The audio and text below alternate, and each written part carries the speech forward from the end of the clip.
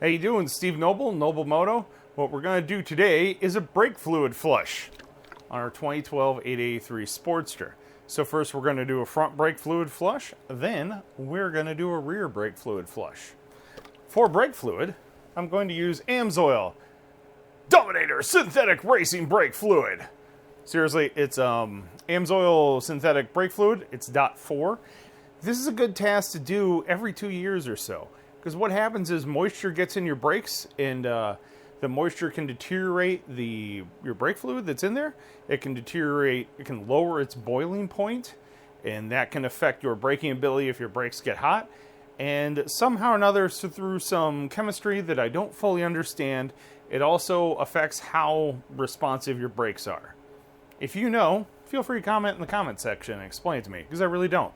But I do know this is something you need to do on a regular basis, and AMSOIL makes a great product, so we're going to go put this in there, and the brakes should be good to go for another couple years. If you want to acquire any AMSOIL products, you can go to the link in the description there, and it'll take you to Clovis Lubricants, and then you can buy whatever it is you want to buy. You can even sign up to be a qualified preferred customer, and you get free shipping, a bunch of discounts, and a bunch of other cool stuff, and stickers. At least they sent me stickers. Hopefully they should send you stickers too, because that's the reason we do all this, is for stickers. So, anyways, let's move in for a closer look, and we'll run through the brake flush process. Okay, the first thing you're going to want to do in this process is to remove the cap on your master brake cylinder. Now, you want to be mindful as to where this thing is parked. Right now, this cap is tilted at an angle, and I'm pretty sure when I take this cap off, some brake fluid may or may not come out of here. So we're going to have some rags handy, and we're going to be super careful to do this. So we've got some rags right there. Woo. You can just take a Phillips screwdriver, hopefully break both of those free. That one's free.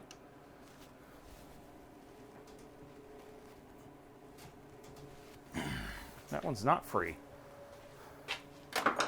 Now the one screw did fight me a little bit, and I had to use an impact driver to get it free, so I'll be buying 2 new screws for these before I reinstall it. So we a little bit did dribble on out of there. So I'm taking my rag and soaking that up. You want to make sure your brake fluid does not go on your paint, because it will damage your paint. And actually what we're going to do is we're going to take our paper towels here, and we're going to absorb some of the brake fluid out of the reservoir. You could also use a turkey baster. If you want to buy a turkey baster, don't use the one from your kitchen. Alright, now that we have the majority of it soaked up out of there, we're going to take our new AMSOIL brake fluid.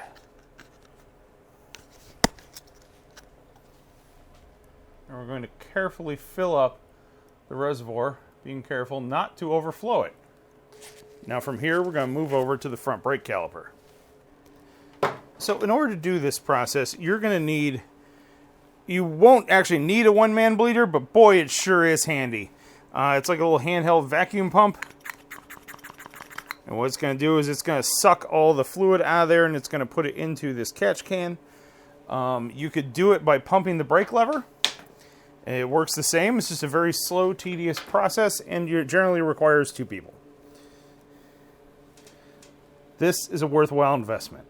So it's got a little rubber nozzle, and you put it onto your bleeder right there. Then you're going to crack your bleeder fitting free. You don't have to go much, just a wee little bit. Then start pumping this. And what you're going to see happen is brake fluid is going to start coming out the bleeder and through this line here. There it goes.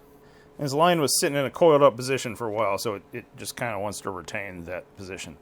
So you want to be careful as you do this, because you're actually sucking all the fluid out of the wheel cylinder and out of the master cylinder. And if you don't pay attention to the level in the master cylinder, it will drop down too low, and then you'll suck air into your brake line, and then you have to bleed your whole brake system. Granted, you have a one-man bleeder, so it's not that hard to do, but it's still kind of obnoxious. So try to be cautious of it as you do it. So as you can see, I've already drawn quite a bit of fluid out of there, and what you're really looking for is the color change from the fluid. Now, it may be kind of hard to see with all this and everything, because there was some old cruddy fluid in the line and stuff, especially right up here. But you can see right here this fluid here in the hose is lighter than the mass of what is in that reservoir, which tells me this is new brake fluid. So therefore, we've sucked most of the fluid out of the system, and we're now pulling new brake fluid all the way through, which tells me the system is pretty much flushed. Now, I wasn't paying attention. I was busy talking to the camera, and I sucked a wee little bit of air in there. So to be sure I got that out, I'm going to top off the reservoir again and build up a wee little bit of pressure here. I'm going to crack the bleeder again and make sure I have all the air out of it. You may or may not be able to see some fluids moving through the line there. But there's no air bubbles coming out, so I'm going to close that bleeder. Boop, just like that. And that should be pretty good. Before I even bother to disconnect it, I'm going to make sure the bleeder is tight, and I'm going to give the brake lever a pump. Now, when you go to pump the brake lever, you're going to want to set the cap back on there, because sometimes a wee little bit of brake fluid will shoot up out of the reservoir. Okay, so everything feels pretty good up in there. So from here, I can take my hose off of here. Whoop. And the bleeder is already closed, so there's no air in the system. So I gave the brake lever a couple pumps, and it's nice and solid. So we're going to call that good. From here, you can just put the cap back on, maybe take it off the lift, position your bike to where the reservoir is level, then top off your brake fluid to where it's 3/4 of the way up the sight glass, and then put your new cap on there. In my case, I'm going to put on with new screws. And then from there, we can move to the rear master cylinder. So now we're at the rear, now we're in the left rear of the motorcycle. On the rubber mount Sportsters, the master brake cylinder is right here, which is nice because they'll all be in one shot. So carefully take that off of there. You can possibly see down in there. Now you can see down in there, that is some dark discolored brake fluid. So it's definitely time to change that. So we're going to take our hand bleeder here. We're going to put it up onto our bleeder valve, our bleeder port. And we're going to take our 10mm wrench. That's right, I said 10 because the brakes are made by Brembo. And we're going to crack this free. Boop! And we're going to pump up the hand pump here. It's going to start drawing a vacuum. And little by little here, we're going to start seeing some brake fluid go through the lines. Maybe we'll see it going through the lines there. And it's starting to fill up into the reservoir here. Now, as we are doing this, there's pressure on it right now, so I can just put that down. Now, as we do this, we can keep topping off new brake fluid right there, like that. Pump it up some more. If it doesn't move much fluid, which it's really not, just crack your bleeder open a little bit more, and then it should start drawing the fluid. Add some more to the reservoir. Now you can see how dark this fluid is here in the catch can. That is the old brake fluid being pulled out of there. And what I'm doing is I'm watching it actually drain down inside the reservoir. So we add a little bit more.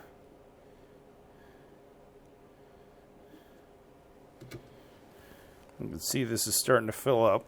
And what we're doing is I'm watching everything that's going through the line here. You can see back here there's like clear fluid. You can actually almost see a differential line right there from the new fluid to the old fluid. So we're probably pretty much have flushed the system out, but we're going to do a little bit more just to be sure. This brake fluid's cheap. So here I can see all the nice lighter colored brake fluid going through the line, so I'm going to call that good.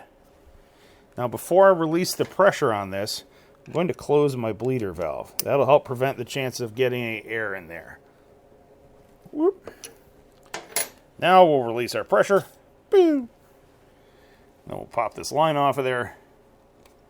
Try not to get a bunch of brake fluid all over everything, which is probably going to happen anyways. Then from there, we can top off our reservoir with our AMSOIL Dominator synthetic brake fluid. Then we can take our new cap, whoop, carefully slide it in there, tighten it on up. Whoop, accidentally spilled a little out. Wipe off everything you just spilled out the sides there, because you overfilled the reservoir. Now would be a good time for some AMSOIL degreaser. That way you could wipe off all the excess brake fluid. So we got a little bit of AMSOIL degreaser here, and we can take and give everything a good bath there. Then from there, we pump up the brakes a couple times, make sure we still got brakes. Everything still feels really good. Actually, to be honest, that pedal feels tighter than it did before. I know it's hard to tell with just your foot or just your hand versus your foot riding it down the road. It's 25 degrees out and snowing right now here in Cleveland, Ohio, so we're not going to do a test ride anytime soon. But if you stay tuned to the shorts on here or my social media, when we get a warm day, I'll take it for a ride and I'll let you know how it does. Until then, thanks for watching. Remember, AMSOIL. And like and subscribe and all that jazz. Thanks for watching.